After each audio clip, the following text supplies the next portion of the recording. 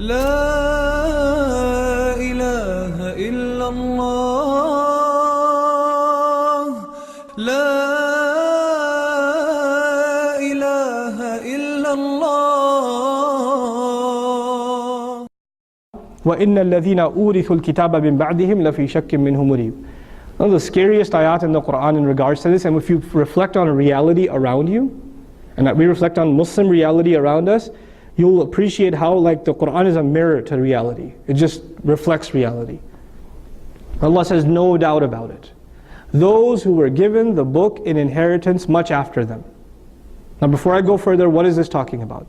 They were knowledgeable people who did what in the ayah? They disagreed.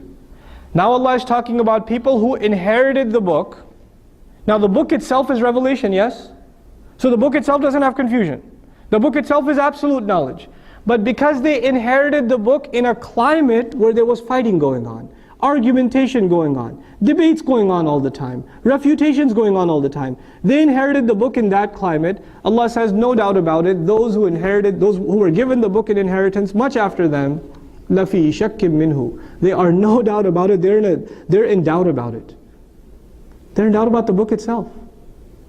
They're like, if this book is supposed to unite humanity, if that's what it's supposed to do, if prophets came, revelations came, so Allah could make the world one, to unite the world, how come the most knowledgeable in this book are the most divisive? How can that be? I don't understand. The more people study this book, it seems like the more they fight. I don't get it. I was raised in that. I was raised in that environment where people were always arguing, using the Quran, using the back in the day. They're just debating with each other. That's all they're doing. And these are supposed to be people that know the book the most. So the people that should call to unity the most should be the people that are the most knowledgeable in the book. There's too much of a friction between these two things, too much of a contradiction. There must be something wrong with this book. What else could it be? And people don't even bother studying it in the next generation. They're like, I don't want to be like that guy. Why would I study? So I can be like him? I don't even need it. Forget this. I don't want nothing to do with this.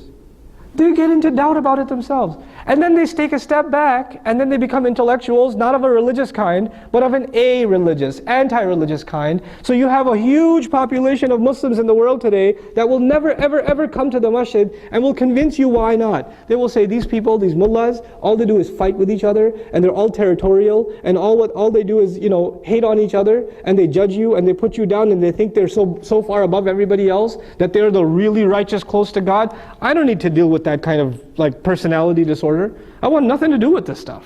This is why I say religion is man-made. That's what they'll tell you. These people, the people that represent the religion, are the biggest proof that religion is man-made. That's their argument. In other words, the people of knowledge have successfully been able to turn off the vast majority of Muslims from even becoming curious about Islam. The vast majority of Muslims. I mean, mashallah, there's a good number of Muslims sitting in the audience here. What is that? And even, mashallah, even a huge number prayed Maghrib here. It was one of the healthier masajid in the country. How many more Muslims in Richardson that never seen the masjid? That don't come? I wouldn't want to come.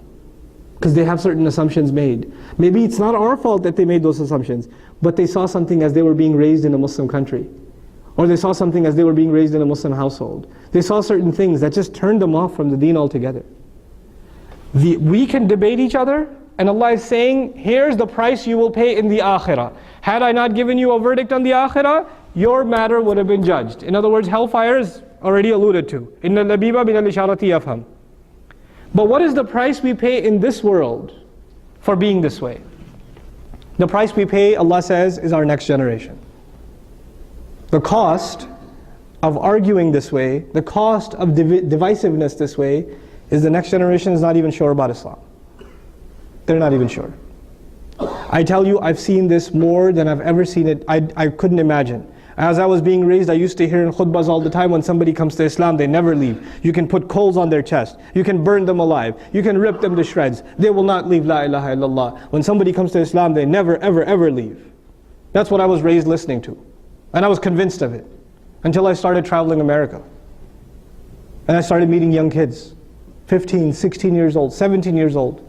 I don't want to pray. I don't think there's a God. I don't think there's anybody listening to my prayers. I'm not so sure about Islam anymore. I don't think that's God's book. All over the country, one after another, one after another.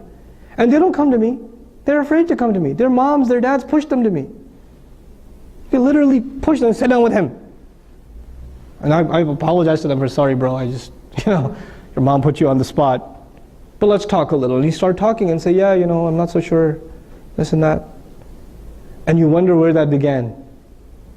One of the main causes of that is the people of knowledge, their primary concern is supposed to be spreading that knowledge. Making it easy for the people to learn their basics. Making it easy for the people to have a foundation. What did the energies get exhausted into? Pushing our own agenda. Expanding our own base. Calling people to us, not going to them. Da'wah is you go to them. You invite them and you go to them. You engage with people. You don't expect them to come to you. We became so, self-indulged as groups. Our madrasa, our institute, our masjid should be the most well attended. Our program should be our YouTube video should be the most viewed. Us. Go to people, don't ask them to come to you. We had to go out. When we became so self-indulged and the only thing we wanted, as an individual, you want to propel yourself, that's arrogance. But even as an institution, all you want to do is propel your institution. That's communal arrogance. That's all that is. A house of Allah is the house of Allah. So what? It's registered as a different non-profit organization as the next masjid. It's still the house of Allah. There's no competition. So we took that individual competition and then made it institutional competition. That's what we did. Instead of it's supposed to be individual cooperation that evolves into institutional cooperation.